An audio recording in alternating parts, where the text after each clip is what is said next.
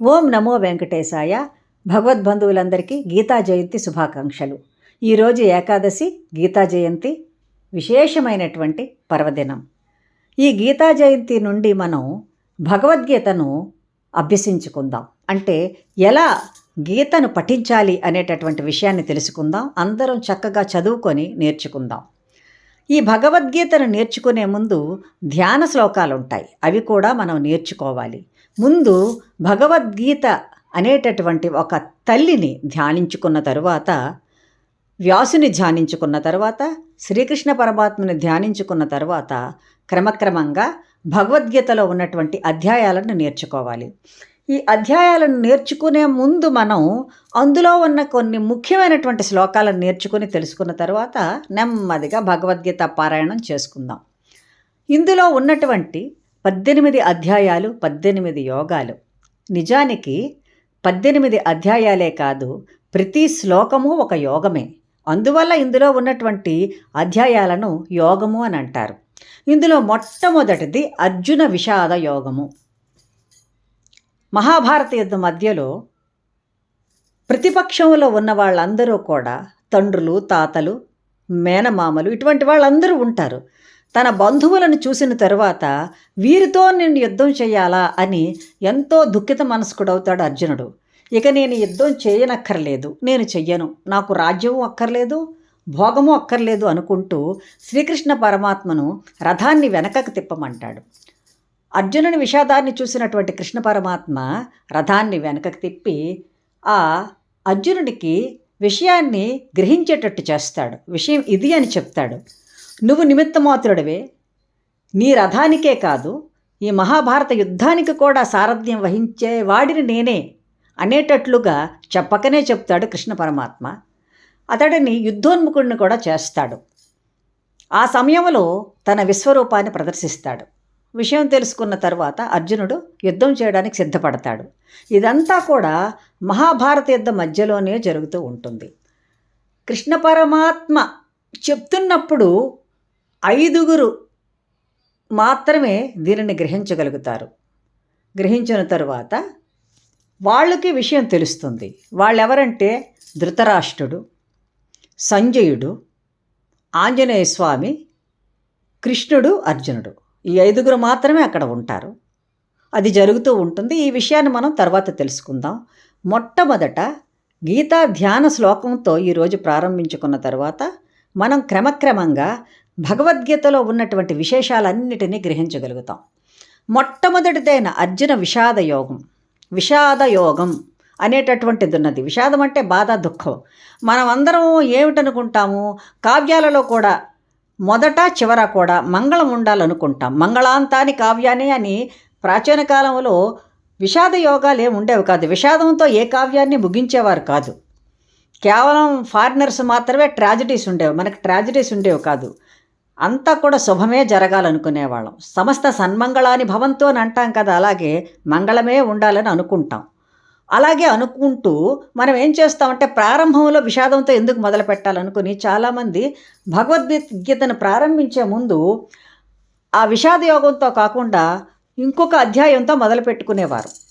తర్వాత విషయం తెలిసిన తర్వాత క్రమంగా అర్జున విషాద యోగంతోనో మొదలు పెట్టుకుంటూ వెళ్తున్నాం. మేము పాఠశాలలలో పనిచేసేటప్పుడు భగవద్గీతను మేము బోధించేటప్పుడు అర్జున విషాద యోగంతోనే మొదలుపెట్టాం. ధ్యాన శ్లోకాలను చెప్పిన తర్వాత అర్జున విషాద యోగాన్ని క్రమక్రమంగా అలా చెప్పేస్తూ వెళ్ళిపోయాం మేము. ఆ విధంగానే ఇప్పుడు కూడా మనం అర్జున విషాద యోగంతోనే వెళుతూ ఉందాం ముందుకు ధ్యాన శ్లోకాల తర్వాత.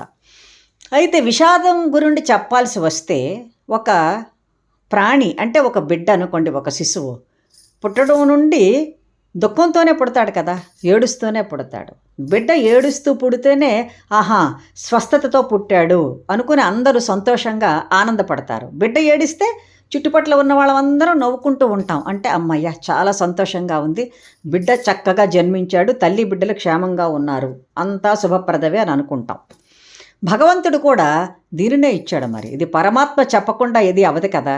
అతనంతటినీ ఇచ్చినదే మనం స్వీకరిస్తాం. మనం కోరుకున్నదే పరమాత్మ ఇస్తాడు, పరమాత్మ ఇచ్చినది మనం స్వీకరిస్తాం. బిడ్డ ఏడ్చాడు, విషాదంతో పుడతాడు, ఆ తర్వాత హాయిగా ఉంటాడు. బిడ్డ తర్వాత నవ్వులు మొదలు పెడతాడు. బిడ్డ ఏడుస్తూనే ఉంటాడు చాలా పనులు నెరవేర్చుకోవడానికి. కొంతకాలం అయిన తర్వాత, కొన్ని రోజులు గడిచిన తర్వాత చిరునవ్వులు చిందిస్తాడు. కాబట్టి ఈ విషాదాన్ని కూడా మనం తీసుకోవాలి, అదేమి వ్యతిరేకం అనుకోకూడదు. విషాదం కూడా మనం అనుకూలంగా మార్చుకుంటూ జీవిత గమనంలో ముందుకు ప్రయాణించాలి. ఆ విషయాన్నే భగవద్గీత చెప్తుంది. భగవద్గీతలో ఉన్నటువంటి 700 శ్లోకాలు మనకు చెప్పేది అదే. ప్రతిదానికే మనం చింతించాల్సిన అవసరం లేదు. అలానే మానవులను చింతించకుండా ఉండలేం. చింతనే మనకు ఉంటుంది. ఎందుకంటే ప్రతిదానికి స్పందించే గుణాన్ని పరమాత్మే మనకిచ్చాడు. స్పందన లేకుండా ఉండలేం కదా. కాబట్టి దుఃఖాన్ని సుఖాన్ని రెండిటినీ మనం పొందుతూ ఉంటాం. పరమాత్మ ఏమి చెప్తాడంటే రెండిటిని ఒక్కలాగే స్వీకరించమంటాడు.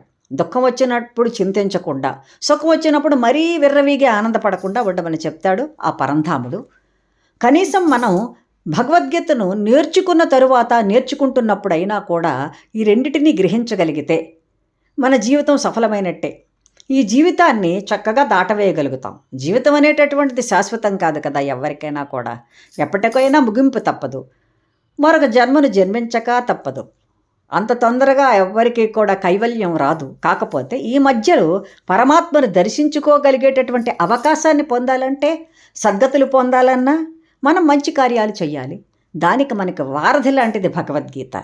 కాబట్టి ప్రతి సనాతన ధర్మాన్ని ఆచరించేవాళ్ళు హిందువులు ఈ భగవద్గీతను తప్పకుండా చదువుకోవాలి, చదువుకొని తీరాలి.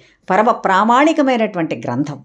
మనిషి అసలు ఎలా ఉండాలి, ఎటువంటి ఆచారాలను పాటించాలి, ఎలా తిరగాలి, ఎలా మసలుకోవాలి, ఎలా ధర్మంగా మలగాలి, ఇటువంటివన్నీ విషయాలు ఈ భగవద్గీత ద్వారానే మనం తెలుసుకోగలుగుతాం. కాబట్టి భగవద్గీతను తప్పకుండా చదువుకోవాలి. ఈ భగవద్గీతలోని ఒక ధ్యాన శ్లోకాన్ని మనం తెలుసుకుందాం.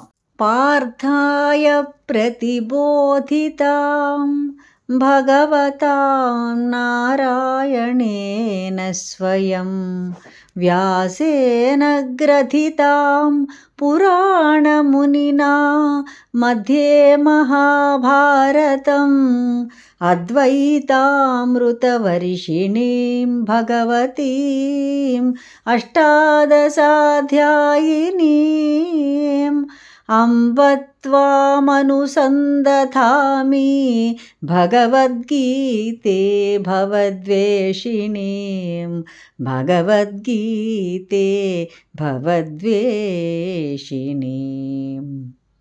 ఈ శ్లోకమునకు అర్థం ఏమిటంటే, పార్థునికి స్వయముగా భగవంతుడైన నారాయణునిచే బోధింపబడి, మహాభారతం మధ్యలో పురాణముని అయిన వ్యాసునిచే కూర్చబడి అద్వైత అమృత వర్షాన్ని కురిపిస్తూ భవద్వేషినివై 18 అధ్యాయాలతో భగవతివి అయినటువంటి ఓ భగవద్గీతామాత, నిన్ను నేను ప్రతి దినము అనుసంధానం చేస్తాను. ఈ విధంగా గీతా ధ్యాన శ్లోకం చేసుకున్న తరువాత భగవద్గీతను క్రమక్రమంగా నేర్చుకొనవచ్చును. సర్వం శ్రీ వెంకటేశ్వర చరణార్పణమస్తు. స్వస్తి.